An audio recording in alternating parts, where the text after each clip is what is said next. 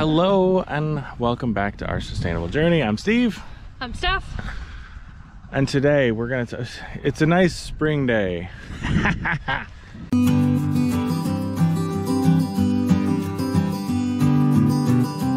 What is it, 20 degrees? I think it's 20. I don't know, it was 2 this morning when I yeah, it fed was the really fire. cold. It was really cold. I think it's 20. Seriously, we're trying to make a movie here, or a video, not a movie. So we wanted to talk about, now that the weather's changed and it's gotten so much warmer, or will soon. I think we find out in a week. Yeah, we're about 2 weeks. 2 weeks away from Groundhog Day, so that's clearly the truth. And so we'll know when spring will be here. So we've got a couple things going on. So first, now that the pigs are gone and we have so much extra room, and Gypsy is with child, and she's moody about that. I would be too, I suppose. So she is with child, so we need to separate her and Bree. And so the plan is to take this area, that was kind of the plan all along, is now that the pigs are gone, we need to fix it up because they ruined it, because they were jerks. Take that fencing out, take the hot wire out, and this will be Gypsy's area. Bree and her new calf will get... No, you said that completely wrong. I did say that wrong. This will be Bree's area. I was This really will confused. be Bree's area. And that will be Gypsy and her calf's area over there. And so we're gonna be working on that in the next week, because we need to separate Gypsy and Bree, because Bree is still taking milk from her mother. I know, I feel the same way. I get it. No, you don't. I don't get it, but that's got to be uncomfortable, the way Bree milks, just smacking her head into her udders. So we want to separate them so that she can build up the colostrum for the new calf. And so that's going to be happening in the next probably week, if we can get these fence posts out of the ground, if it thaws a little bit. Otherwise she's going to get a smaller area. We can pull the pig fences out, and she'll just have to deal with the T-posts going in between them to get to the shelter, until the ground is thawed enough to pull those fence posts out. And then this will be Bree's home, and that will be Gypsy and her calf's home. So next, get a cow, they said, it'll be fun. Next is the garden. And so last year we had this little area set aside for the garden, but we've had a lot more people want vegetables from our garden, and so we're going to expand the garden. I kind of want to do a greenhouse, like a covered area, something. We have, what is this? This is like a 1/4 acre right now, this garden. I want to do some sort of greenhouse area where we can grow more vegetables. We already have the seeds. We're going to be starting those. I don't remember when we started them last year. Soonish. It is soon. So we'll be starting those soon, so we can grow more vegetables.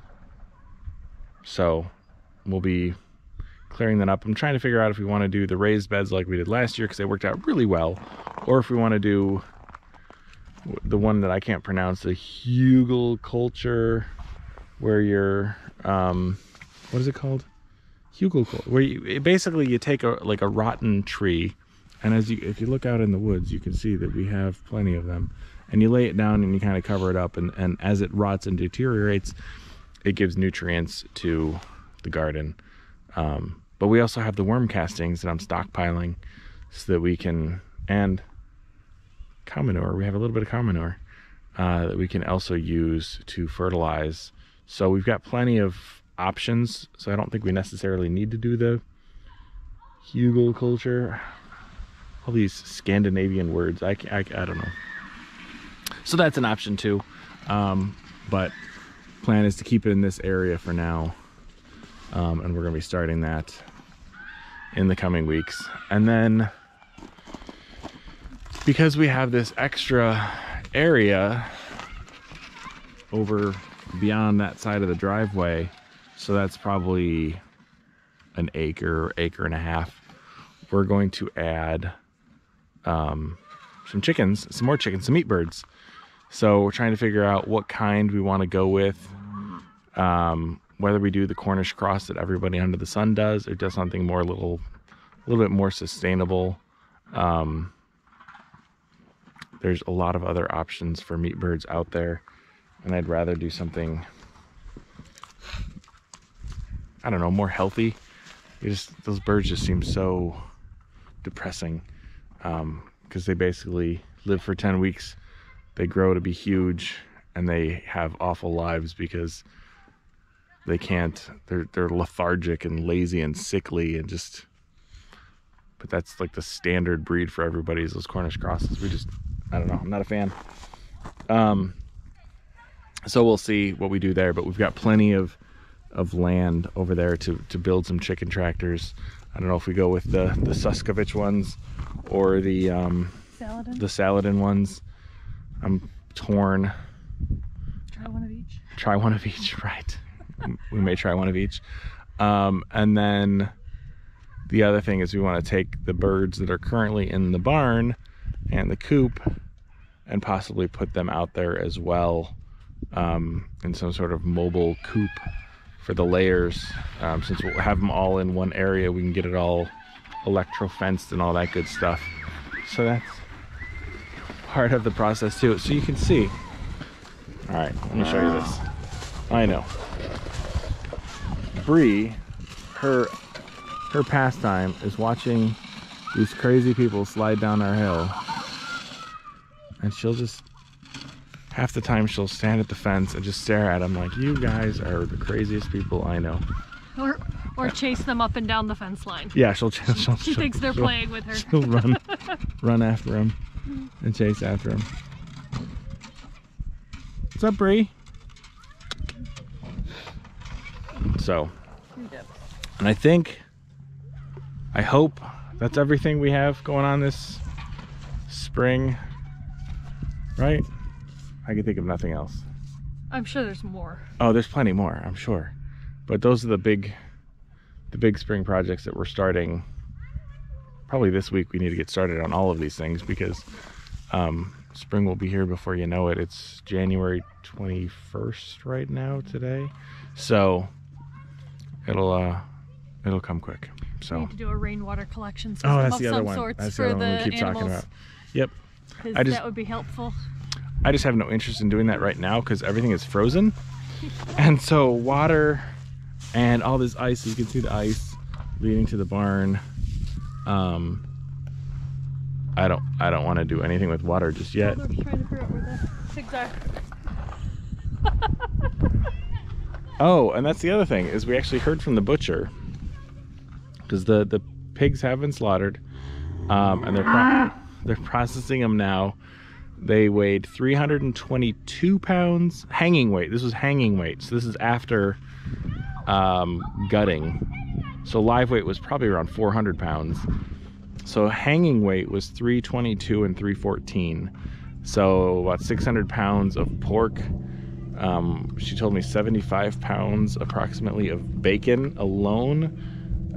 70 packs of pork chops, I think is what, and they're like 2 packs. So that'll be coming our way sometime this week. When it does arrive, we'll probably next week's video will be all the different pork products that we're gonna have available. So that's gonna be exciting too. An unboxing of our pork chops. the unboxing of pork chops. Yeah. So we'll be able to show you guys what 2 pigs in 6 months and go through all the costs and all that. And whether it was worth it or not. I think 75 pounds of bacon, I think it was worth. Anything's worth 75 pounds of bacon. Yeah, exactly. I'm excited about that.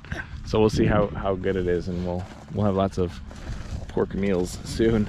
So I think that's everything for this week. Yeah. Time to go cut some wood. Time to go cut some wood for the wood burning furnace. It's a nice balmy 20 degrees. So we're gonna go get out the chainsaw and get some wood for our furnace. So to keep warm. Yay. I'm so excited.